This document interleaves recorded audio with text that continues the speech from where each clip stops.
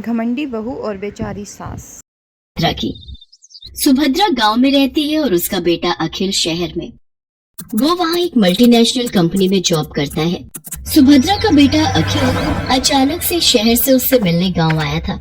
बेटे को देखकर वो बहुत खुश हुई और फिर से वही शिकायतें उसकी शुरू हो गई जो हर माँ की होती हैं। कैसी शक्ल बनाकर रखी है तूने, कितना दुबला हो गया रे तू। अरे खाना पीना ठीक से खाता नहीं है क्या? बहुत काम करवाते हैं क्या ऑफिस वाले? अरे माँ कहाँ दुबला हुआ हूँ, वैसा ही तो हूँ। पता नहीं यार माँ की आँख ऐसी क्यों होती है, उसे अपना बच्चा दुबला ही दिखता है। तुझसे तो बोलना ही बेकार है। सुन, तू हाथ मुंह धो ले, मैं तेरे लिए आलू के पराठे बनाकर लाती हूँ। सुभद्रा रसोई में जाने लगी तो अखिल ने अपनी माँ का हाथ पकड़कर उसे सोफे पर बिठा लिया और कहा, अरे माँ ये सब छोड़, मुझे तुमसे कुछ बहुत जरूरी बात करनी है। ये सुनकर सुभद्रा की आंखों में चमक आ गई और उसने खुश होकर उससे पूछा, क्या बात करनी है बेटा? शादी के बारे में? तू तैयार है? रुक, मैं तुझे कुछ दिखाती हूँ। सुभद्रा ने सोफे के पास रखे टेबल से कुछ लिफाफे निकाले और उससे लड़कियों की तस्वीर निकालकर अखिल को दिखाने लगी। बोल, कौन सी है तुझे पसंद? अखिल ने उन तस्वीरों को बेमन से देखा और माँ से कहा, माँ मुझे इनमें से कोई भी पसंद नहीं है। क्या बोल रहा है तू? सारी इतनी सुंदर हैं, पढ़ी लिखी भी हैं। तब अखिल ने अपनी माँ से जो बात कही उसे सुनकर उनके चेहरे पर चमक आ गई। अरे सच, तूने लड़की पसंद कर ली है? अरे कौन है वो? क्या नाम है उसका?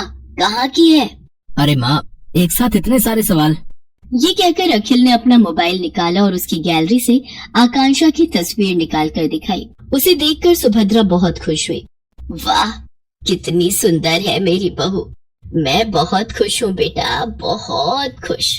अखिल और आकांक्षा की शादी हो गई। जब वो पहली बार उसे लेकर घर आया तो सुभद्रा द्वार पर उसकी आरती उतार रही थी, तो आकांक्षा को ये सब पसंद नहीं आ रहा था। आकांक्षा शहर में रहने वाली मॉडर्न ख्यालों की लड़की थी। उसने सुभद्रा से कहा, क्या मम्मी जी, अब ये सब कौन करता है? अरे क्यों नहीं करता, सभी करते हैं। लक्ष्मी हो तुम मेरे घर की, और लक्ष्मी का स्वागत तो ऐसे ही किया जाता है। सुभद्रा की बातों को सुनकर आकांक्षा ने अपना मुंह बना लिया। अखिल चाहता था कि आकांक्षा थोड़े दिन माँ के साथ रहे, क्योंकि उसकी कंपनी वाले उसे देश से बाहर भेजने वाले थे। आकांक्षा ने भी कभी गांव देखा नहीं था, इसलिए उसने अखिल की बात टाली भी नहीं। ठीक है बाबा, लेकिन जल्दी आ जाना, मैं यहाँ अकेले बोर हो जाऊंगी। अखिल शहर चला गया। एक दिन की बात है, सुबह का समय था। आकांक्षा अपने कमरे में सोई हुई थी। सुभद्रा घंटी बजाते हुए पूजा कर रही थी। घंटी की आवाज से आकांक्षा डिस्टर्ब हो रही थी। वो गुस्से में बाहर आई और सुभद्रा से कहा, क्या मम्मी जी, सुबह सुबह इतना शोर क्यों कर रही हैं आप? ऐसा नहीं कहते बहू, मैं पूजा कर रही हूँ और अब तो सुबह के 7 बज गए। 7 बज गए तो मैं क्या करूँ? मुझे आप जैसे गवारों की तरह जल्दी उठने की आदत नहीं है। चलिए अब बंद करिए ये सब और मुझे सोने दीजिए। सुभद्रा को अपनी बहू की बात बहुत बुरी लगी, लेकिन वो चुप रह गई और खुद को ही दोष देने लगी। मेरी ही गलती है। अरे वो शहर की है, वहाँ लोग देर से सोते हैं, देर से जागते हैं। मुझे इस बात का ख्याल रखना चाहिए। आकांक्षा ज्यादातर समय या सोकर बिताती या अपने दोस्तों से बात करके। वो सुभद्रा की कोई मदद नहीं करती। एक दिन वो फोन पर बातें कर रही थी और सुभद्रा अपने बैल को चारा दे रही थी, तो अचानक उसका बैल जोर से रंभाने लगा। अरे क्या हो गया, क्यों गुस्सा कर रहे है तू? मैं आ तो गई खाना देने। हाँ ठीक है, मैंने आज थोड़ी देर कर दी। अरे क्या करती, मेरे घुटनों में जोरों का दर्द जो था। बूढ़ी हो गई हूँ ना मैं। उधर फोन पर बातें करती आकांक्षा की दोस्त ने बैल के रंभाने की आवाज सुनी तो उसने कहा, अरे क्या बात है आकांक्षा, तबेले में है क्या तू? ये पीछे से कैसी आवाज आ रही है? अरे गांव है ना ये, यहाँ तो गाय भैंस की आवाज आएगी ना, कोई डीजे तो बजेगा नहीं। अच्छा सुन, मैं तुझसे थोड़ी देर में बात करती हूँ। आकांक्षा ने फोन काटा और सीधे सुभद्रा के पास पहुँची। क्या मम्मी जी, आप लोगों को जरा भी तमीज नहीं है क्या? अरे मैं फोन पर बातें कर रही हूँ और आपका ये बैल शोर कर रहा है। अरे मेरी बेइज्जती होती है दोस्तों के सामने, आपको बड़ा मजा आता है ना मुझे तंग करने में।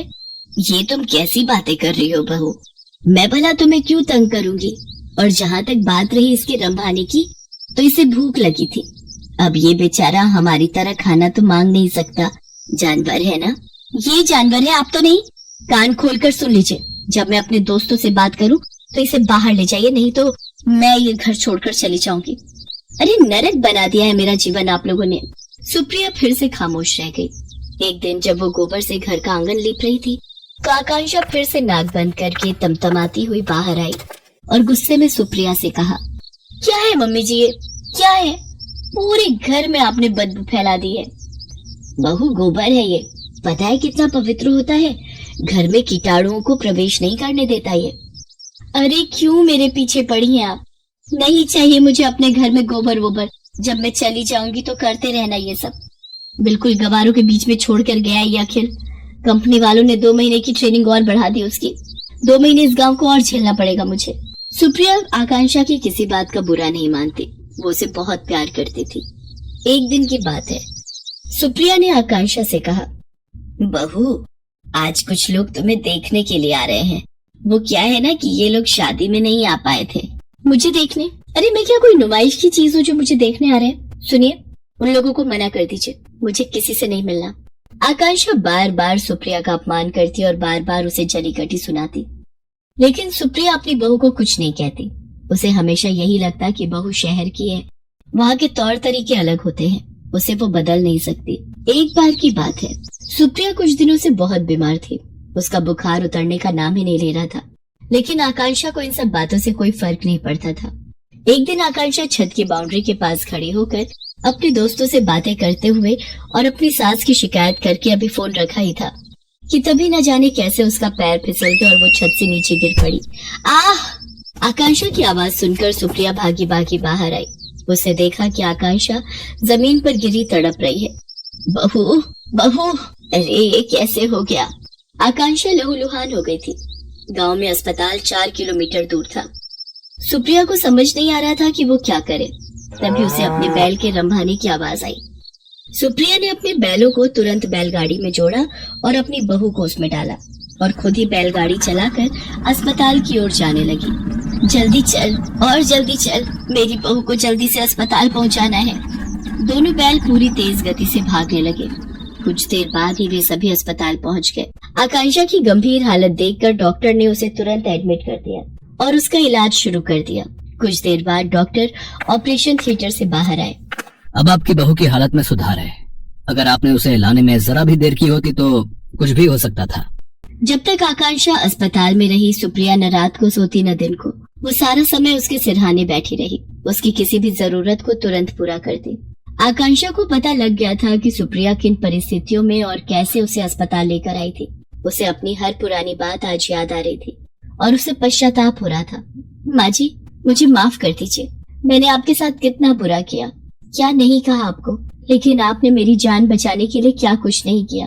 मेरी गलतियों के लिए माफ कर दीजिए।